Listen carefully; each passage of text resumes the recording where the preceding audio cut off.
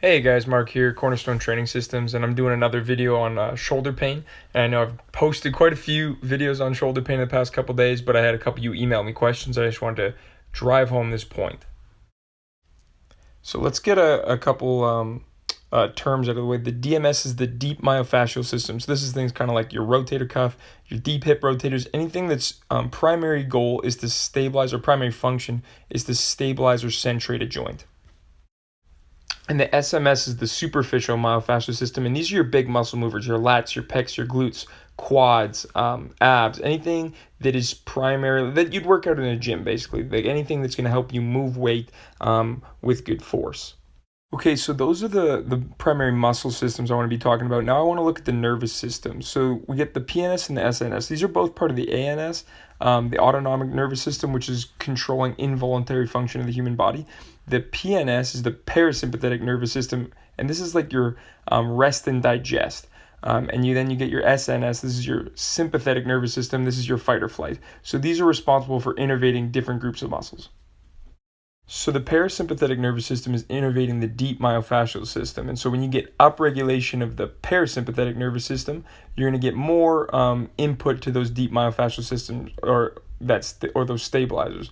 Versus the sympathetic nervous system, when you get a fight or flight response, you're going to have more input to the superficial myofascial system, or the big muscle movers. So the muscles that are going to help you fight or flight. It makes sense.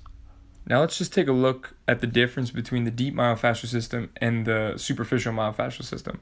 So the deep myofascial system are those stabilizers. So they're the small muscles, and the superficial muscles are the big muscles, or the movers. So from now on, I'm just going to refer to them as stabilizers or movers, small and big muscles.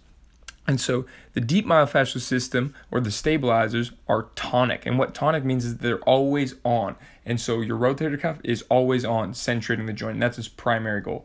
The prime movers of the body, or the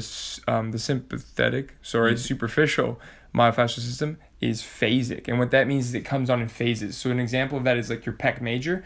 If you go and do a set of bench press, 3 sets of 10 reps, your pecs turn on for a phase of that 10 reps, and then they turn off, and they're not doing anything in between those sets. The next thing that the stabilizers do is that they're feed forward muscles. So that means they contract prior to movement. So let's just use the example of a bench press again. As soon as I lift the bar off, and as soon as I get ready to do a rep, my rotator cuff centrates the joint, or centrates the humeral head, or centrates the ball inside the socket prior to my big muscles like my pecs and my triceps moving that weight around a stable joint. However, my SMS, or my big muscle movers, they're feedback. And so that's kind of like the burn feeling you get, right? Like you get close to the end of your set on the bench press, and then your pecs and your triceps, your arms start burning, and it's sending a feedback to your nervous system, be like, hey, like my muscle, like I need more energy, I need more ATP, I need more whatever to move this weight. And so it's actually giving you like that burn, that lactate buildup or the lactic acid buildup is a feedback mechanism that lets your nervous system know what's happening outside the body. And so now I'm just going to talk a little bit about what happens actually inside the shoulder joint. So I just drew a shoulder. Here's like the ball and socket, right? Classic. And I just assigned colors to your big movers, your big muscles in red, and then your stabilizers in blue. But before I go into that, I just want to talk about kind of the definition of chronic pain. And chronic pain is synonymous with chronic instability. So when you have too much motion locally or inside a joint that shouldn't be moving like that, like your knee or your shoulder or your low back, and you get too much movement, that's when you're experiencing pain. So I just wrote an important note at the bottom that chronic pain is chronic instability. Now, what I've drawn here isn't going to be like a very accurate representation of what's like anatomically happening at the shoulder and how the muscles attach, but it is a good representation of the theory behind what's happening with your shoulder stability. So the blue muscles there I have are the stabilizers, and what's happening is they're stabilizing at the shoulder joint.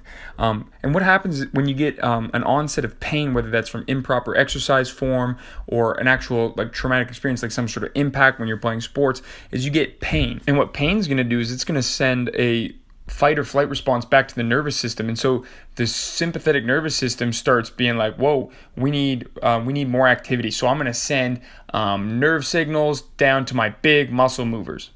And what happens then is if you get upregulation of the sympathetic nervous system, you're going to get downregulation of the parasympathetic nervous system, which means that the muscles that the parasympathetic nervous system innervates, like those stabilizers that are acting at the shoulder joint, are gonna stop working basically. And now your shoulder basically feels unstable because nothing is centrating it. And your body goes, well, that's no good. So I'm going to take my big muscle movers that aren't stabilizing at the shoulder joint. They're going to start stabilizing across the shoulder joint. And this is what I'm referring to as muscle gripping. When big muscle movers that are primarily responsible for moving your body start acting as stabilizers. And what's going to happen, or what that's going to lead to, is loss of range of motion, because now these big muscles are gripping for stability. You're going to get stiffness in and around the neck and always feeling like you need to stretch your chest and your lats, and ultimately you're going to get pain. And this leads to a never-ending cycle of where you get pain, you get increase of the sympathetic nervous system, you get downregulation of the stabilizers, the joint feels unstable. Now you get these big muscle movers that are supposed to be moving your joints, and instead now they're trying to stabilize your joint. And then you grip for stability, you become more dysfunctional. The next time you try that exercise, there's going to be more pain, and the cycle just goes round and round. So let's go into an example here. So let's say, for example, you're prescribed 3 sets of 10 reps of external rotation, like banded or cable resisted external rotation. We know that 10 reps is talking about a phase where a muscle comes on and then rests, right? Like the muscle is not on in between sets, kind of like the bench press example. The pec major, while you're just sitting on the bench in between sets, isn't actually doing anything. And then it comes on for a heavy phase that works very hard, or the muscle is overloaded during that phase. And that's the first problem with these exercises, is you're training a tonic muscle, or a tonic muscle group is in the rotator cuff phasically. The second problem that should catch your eye is that this is a movement. External rotation is a movement. And you just look up in the top right, like superficial myofascial system, they're the movers of the joints. They're not, right? They are feedback muscles. And some of you may have experienced this while doing your external rotator exercises, is you get that good feeling, like that burn feeling in the rotator cuff, which makes you feel like you're doing something. But really, you're just turning a feed forward muscle, or feed forward muscle group like the rotator cuff, which is supposed to contract prior to movement. You're turning it into a feedback muscle. Like you're teaching it how to send neurological feedback back to the nervous system. When that rotator cuff starts burning, that's exactly what a mover muscle does, not a stabilizer. And so it's important when we're choosing our exercises to make sure that we're choosing an exercise that is congruent with the characteristics of the rotator cuff. That it's tonic, right? Like we're not actually training it to move, we're just training it to be on and to contract prior to movement. Because when we start doing these exercises like banded external rotation or cable resisted external rotation, we start changing our feedback system. We start changing the rotator cuff into a feedback muscle, which is going to inhibit its ability to contract prior to movement and centrate the ball in the socket prior to movement, and you are going to get pain.